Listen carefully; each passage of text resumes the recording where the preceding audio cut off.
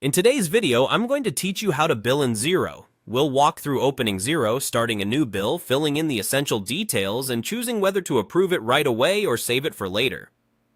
This process records what you owe to a supplier, keeps your accounts payable up to date, and ensures the expense flows into your reports accurately. First, head to Xero in your web browser and sign in to your organization if prompted. On the dashboard, take a quick moment to confirm you're in the correct organization and today's date and currency look right for your region.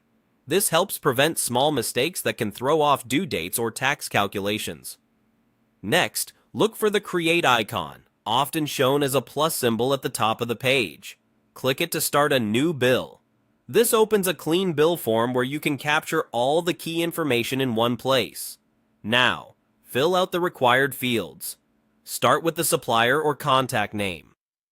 If the contact already exists, select it.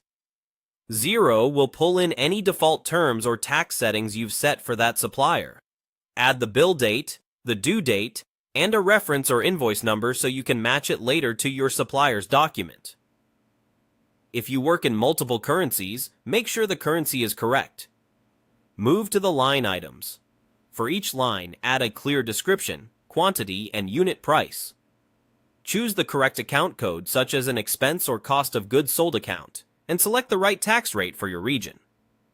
If you use tracking categories like department or project, assign them here to keep your reporting tidy. Attach the supplier's PDF or image of the bill using the File Upload area. Having the document linked to the transaction is great for audit trails and future reference. As you enter details, watch the subtotals and tax amounts update. If something looks off, check whether the amounts are tax exclusive or inclusive and adjust as needed. A quick final review of contact, dates, totals, and attachments now can save time later.